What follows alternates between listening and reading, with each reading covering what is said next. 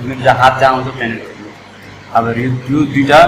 Different टाइपको thyristor हो ठिक छ डिफ्रेन्ट अलग अलग कम्पनीको एउटा यो एबीबी कम्पनीको हो अनि एउटा चाहिँ सेमिक्रन कम्पनीको अब दुईटैमा डिफ्रेन्स केही छैन कम्पनी मात्रै अलग हो तर काम चाहिँ दुईटा सेम होइन अब यसमा 3 टर्मिनल्स हुन्छ जसरी कि यहाँ 1 2 3 है अनि यहाँनिर तिम्रो यो बेस 4 5 7 यहाँ पनि त्यस्तै हुन्छ है अब यसमा यो साइड यो बडी प्लेट दुईटैको सेम होइन यसको यो र यो मात्रै तर यहाँ ड्रइङ छ यसमा छैन ड्रइङ होइन अब तपाईँको त्यो केही छैन बाँकी 1 2 3 4 अब यसको लागि हामीलाई के चाहिन्छ मल्टिमिटर चाहिन्छ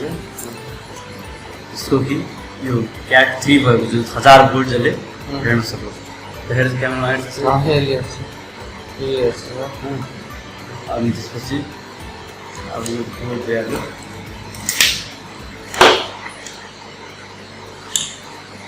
यो चाहिँ यसमा हाल्नु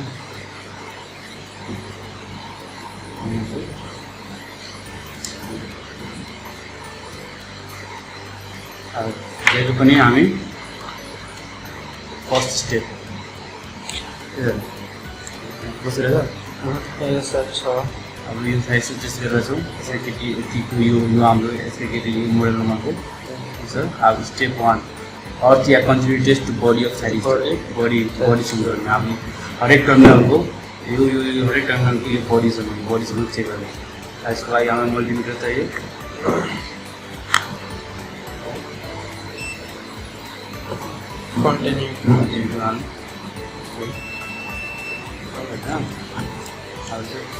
फर्स्ट 1 बडी 0 एल देखेछ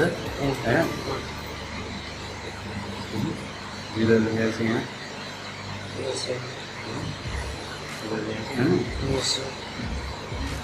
आठ क्या लेखेको अब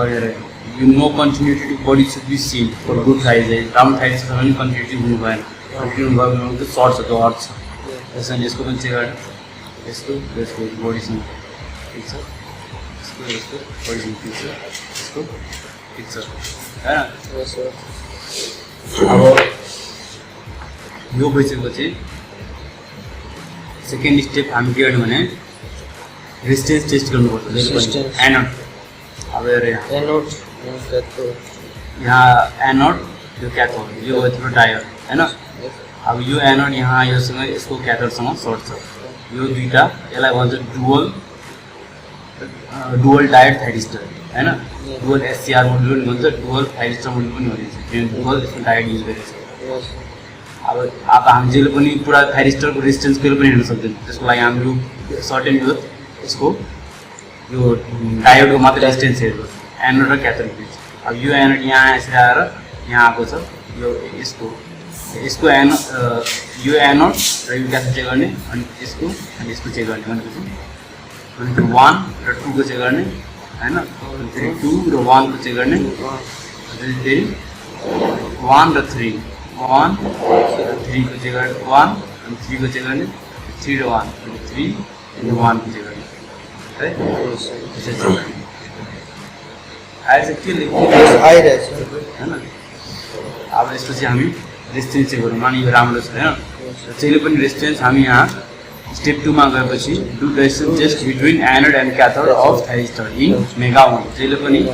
यो तिम्रो ओममा गरेर यो जुन जसरी यहाँ जहिले पनि यो मेगा ओममा हुनुपर्छ होइन मेगा ओम अब यदि राम्रो थाइरिस्टर छ भने त्यसको भ्यालु 1 किलो ओम भन्दा जहिले पनि मिनिमम मतलब ग्रेटर देन 1 किलो ओम हुनु पर्यो त्यसको भ्यालु जहिले पनि अब resistance test between terminals continue गर्नको लागि 1 र 2 को बिचमा हेर्ने हामी यो रेड को 1 मा र 2 मा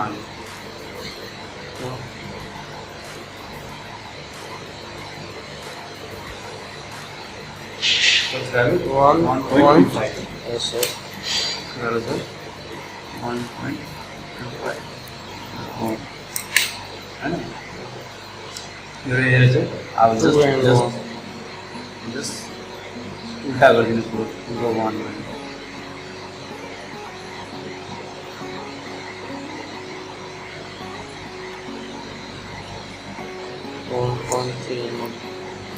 1.39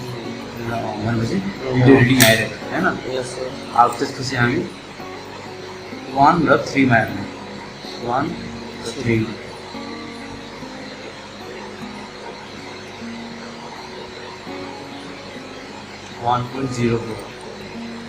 1.04 मेगा ओम अब 3 र 1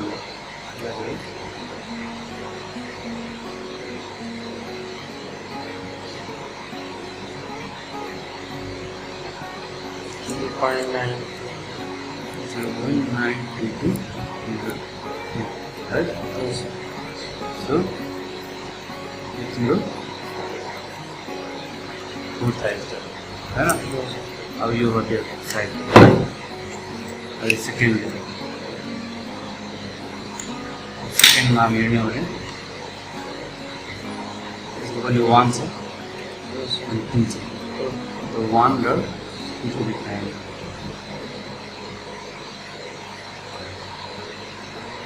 2.8 2.8.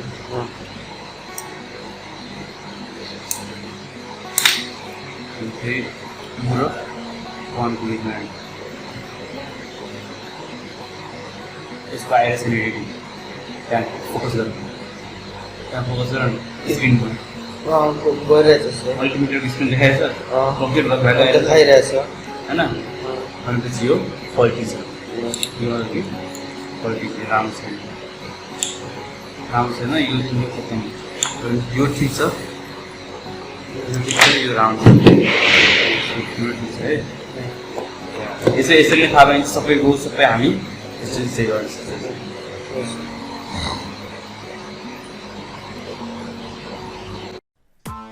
Press the bell icon on the YouTube app and never miss another update.